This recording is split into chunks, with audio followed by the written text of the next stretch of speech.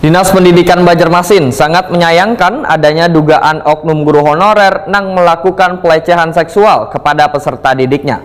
Insiden ini diharapkan menjadi yang terakhir terjadi karena sangat mencoreng dunia pendidikan, lantaran bisa menghilangkan kepercayaan kuitan peserta didik untuk menyekolahkan anaknya. Dinas Pendidikan Banjarmasin sangat menyayangkan adanya dugaan oknum guru honorer yang melakukan pelecehan seksual kepada peserta didiknya. Insiden ini diharapkan menjadi yang terakhir terjadi karena sangat mencoreng dunia pendidikan, lantaran bisa menghilangkan kepercayaan kuitan peserta didik untuk menyekolahkan anaknya.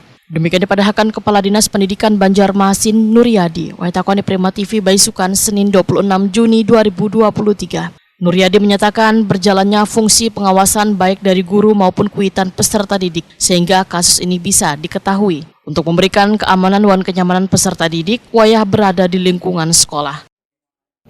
Memang kami sudah ada kedatangan dari khusus bagaimana memberikan arahan pada kami dalam pelaksanaan itu, karena ini juga masa semacam itu, harapan kami ya tidak terjadi lah di sekolah-sekolah ada yang Banjarmasin. Kalau ini harapan kami, ini yang terakhir bagi kita semua, menyadari semua. Fungsi daripada itu, harapan kami fungsi pengawasan tidak saja di sekolah, pengawasan orang tua juga harus kita perhatikan.